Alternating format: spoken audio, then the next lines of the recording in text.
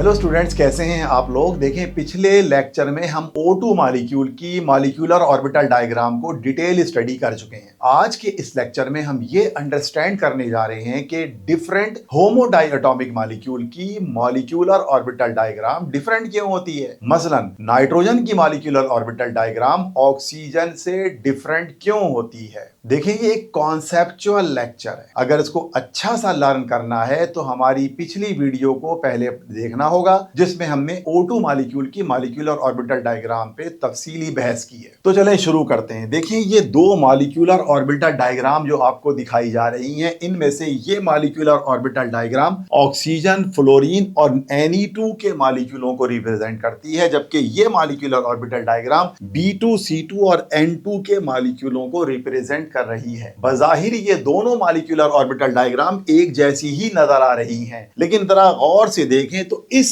Area में difference नजर आ रहा है। दोनों मॉलिक्यूलर ऑर्बिटल डायग्राम में इस एरिया में आपको डिफरेंस नजर आ रहा है। मसलन O2, F2 और Ne2 के मॉलिक्यूल में सिग्मा 2px ऑर्बिटल की एनर्जी कम होती है, जबकि पाई 2py और पाई 2pz की एनर्जी ज्यादा दिखाई गई है। अब इसके बरक्स B2, C2 और N2 के मॉलिक्यूल को देखें तो उसमें पाई 2py और पाई 2pz की एनर्जी को लो लेवल पे दिखाया गया है, जबकि सिग्मा 2px की एनर्जी को हाई लेवल पर दिखाया गया है। ऐसा क्यों है, इस पे तो हम स्टडी करेंगे ही, मगर पहले ये जरूरी है कि आप इन दो सीक्वेंस को अच्छी तरह रिकॉग्नाइज कर लें, क्योंकि ये इम्तिहान में एमओ डायग्राम बनाने के लिए आती है। मसलन इम्तिहान में आता है कि N2 के मॉलिक्यूल की एमओ डायग्राम बनाएं, O2 के मॉलिक्यूल की बनाएं, तो फिर आपको ये सीक्वेंस देखनी है। देखिए, दोनों एमओ डायग्राम एक दूसरे से बिल्कुल मिलती जुलती हैं, सिवाय इस एरिया में जो डिफरेंस नजर आ रहा है। आप इसको इस तरह से रटिएगा कि O2, F2 और N2 में पहले सिग्मा आता है, फिर पाई और पाई, और यहां B2, C2 और N2 के मॉलिक्यूल में पहले पाई आता है और सिग्मा। कैसे रटेंगे? सिग्मा पाई पाई। यहां कैसे रटेंगे? पाई पाई सिग्मा, सिग्मा पाई पाई, पाई पाई सिग्मा। आइए अब हम इसकी डिटेल स्टडी करते हैं। देखें, ये पीरियोडिक टेबल है और पीरियोडिक टेबल में मैंने ये सेकंड पीरियड के एलिमेंट्स दिखाए हैं। आमतौर पे डाई एटॉमिक मॉलिक्यूल्स की एमओ डायग्राम इन वाले मॉलिक्यूलों से बनाई जाती है। इन एलिमेंट्स को मैं एक सेपरेट पेज पर बनाकर दिखा रहा हूं, और सुनिए, बोरॉन का एटॉमिक नंबर 5 है तो इसकी इलेक्ट्रॉनिक कॉन्फ़िगरेशन होगी 1s2 2s2 2p1। कार्बन का एटॉमिक नंबर 6 है तो इसकी इलेक्ट्रॉनिक कॉन्फ़िगरेशन आपके सामने दिखाई गई है। नाइट्रोजन का एटॉमिक नंबर 7 है और इसकी इलेक्ट्रॉनिक कॉन्फ़िगरेशन है। ऑक्सीजन का एटॉमिक नंबर 8 है, फ्लोरीन का एटॉमिक नंबर 9 है और नियॉन का एटॉमिक नंबर 10 है। ये तो आप जानते हैं कि इलेक्ट्रॉन इलेक्ट्रॉन रिपल्जन होती है, तो ये जो 1s के इलेक्ट्रॉन है ये 2s के इलेक्ट्रॉन से रिपल्जन कर सकते, लेकिन क्योंकि 1s और 2s के दरमियान पूरा एक शेल चेंज हो गया है, डिस्टेंस ज्यादा है, लिहाजा 1s और 2s में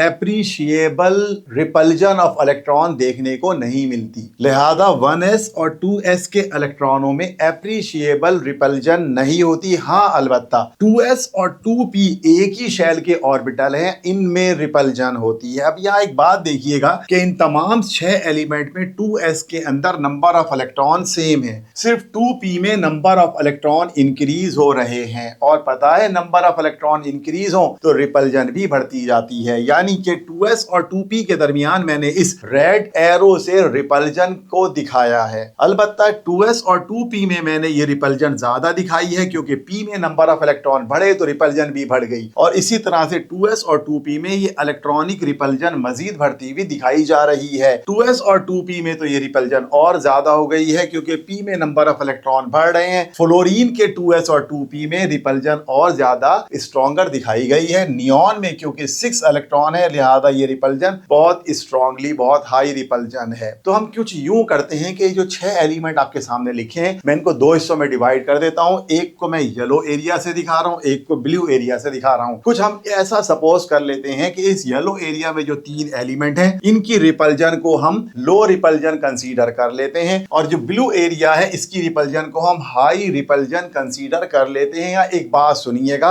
अगर 2s और 2p के इलेक्ट्रॉनों के दरमियान रिपल्जन कम हो रही हो तो ऐसी सूरत में ये ऑर्बिटल मिक्सिंग कर लेते हैं, sp मिक्सिंग के अमल से गुजर गुजरते हैं, लेकिन अगर रिपल्जन ज्यादा हो रही हो तो ऐसे ऑर्बिटल मिक्सिंग नहीं करते, इनमें एनर्जी डिफरेंस ज्यादा हो गया है। एनर्जी डिफरेंस ज्यादा हो तो ऐसे ऑर्बिटल मिक्सिंग नहीं करते, यानी कि हाइब्रिडाइजेशन या मिक्सिंग इन ऑर्बिटलों के दरमियान होती है। और यही मिक्सिंग दरअसल इन दोनों की एमओ डायग्राम को डिफरेंट बनाती है। आइए एमओ डायग्राम में इसको समझ लेते हैं। एमओ डायग्राम में ये 2s ऑर्बिटल है और ये 2px ऑर्बिटल है। 2s और 2px ऑर्बिटलों के दरमियान क्योंकि एनर्जी डिफरेंस कम है, लिहाजा ये एक दूसरे से मिक्सिंग कर लेते हैं। अब इस मिक्सिंग का नतीजा क्या होता है? इस मिक्सिंग के नतीजे में 2s का जो ऑर्बिटल है वो अपनी एनर्जी से थोड़ा नीचे चला जाता है और 2px ऑर्बिटल की energy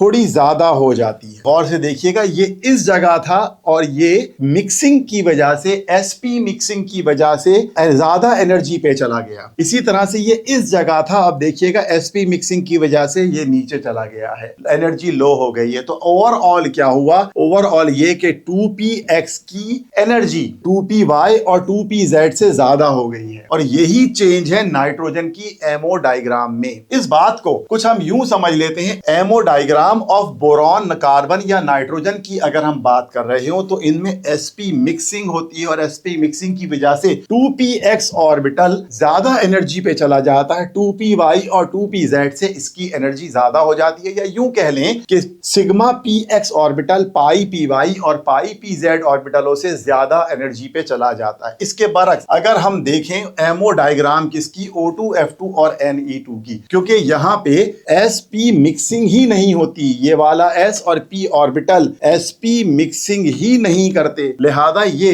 p sigma px orbital अपनी लो एनर्जी पर ही रहता है और पाई py pz orbital high energy पर ही रहते हैं। चले एक दफा फिर कंपेयर करवा लेते हैं। ये O2 F2 ये Ne2 के मॉलिक्यूल दिखाए हैं, ये B2C2 या N2 के मॉलिक्यूल दिखाए हैं और इसमें इस जगह पे आपको चेंज नजर आ रहा है, इसमें इस जगह पे आपको चेंज नजर आ रहा है। यहाँ पे सिग्मा px नीचे है, py pz ऊपर है। ऐसा क्यों है? क्योंकि यहाँ पे में sp मिक्सिंग नहीं होती और सिग्मा px लो एनर्जी पर ही रहता है, जबकि यहाँ सिग्मा px हाई एनर्जी पे चला गया है। अगर कोई आपसे ये आस्क करे कि भाई नाइट्रोजन और ऑक्सीजन की एमओ डायग्राम डिफरेंट क्यों होती, तो अगर आपको कुछ नहीं आता तो एक लफ्ज बोल दीजिएगा, कह दीजिएगा sp मिक्सिंग की वजह से नाइट्रोजन के मॉलिक्यूल में सिग्मा px हाई एनर्जी पे चला जाता है। अब N2 और O2 की एमओ कॉन्फ़िगरेशन देखते हैं। ये देखिए एमओ कॉन्फ़िगरेशन में सिग्मा 1s आ रहा है, sigma star 1s, sigma 2s, sigma star 2s, पाई 2py, पाई 2pz, सिग्मा 2px और उसके बाद pi star 2py, pi star 2pz। अब आप इस दूसरे की देखिए, सिर्फ इतना बताइए